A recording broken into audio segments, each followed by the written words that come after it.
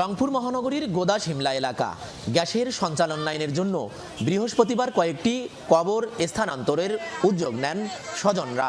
দুদিনে 4টি কবর স্থানান্তর করা হয়। তবে অন্য আরেকটি কবর খুঁড়তেই ঘটে আশ্চর্যজনক ঘটনা। দেখা গেল অক্ষত অবস্থায় ধবধবে সাদা কাপড়ে মোড়ানো আছে লাশ।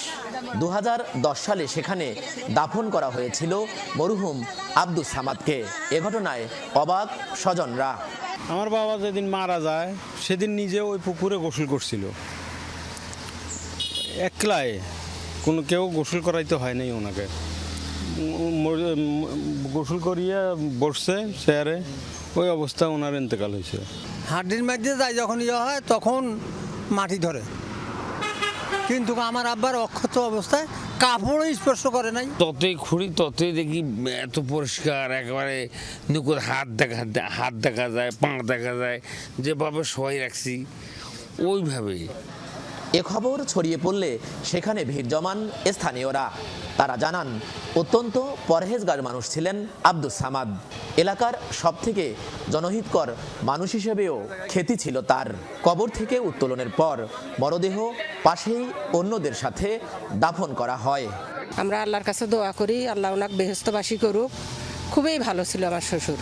ওই হজের কাপড় দিয়ে আমি রাখছি, আলহামদুলিল্লাহ কাপড়ও কোনো ক্ষতি হয় নাই। আমার বাবা যেমনি লাশ ক্যাবলামুখী ওইভাবেই ছিল। তোলার পরে হাতে নেওয়া হয়েছে, সাবেক হাতের মধ্যে মনে হয় যে পুরো দেহটাই আছে, ওরকমই বোঝা যাইতেছে। শরীরটা চামড়াটা শুকাই গেছে আর কি, কোনো পচন হয় নাই শরীরে।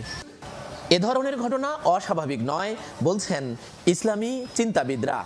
জানান, যারা দুনিয়াতে সবকিছু ভুলে ইসলামের পথে চলেন তাদের সম্পূর্ণ দায়িত্ব স্বয়ং আল্লাহ তাআলার।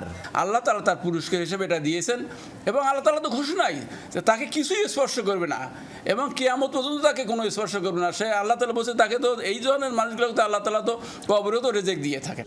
123 বছর বয়সে নিজ বাড়িতে ইন্তেকাল করেছিলেন আব্দুস সামাদ। পেশায় কৃষিকাজের সাথে জড়িত ছিলেন।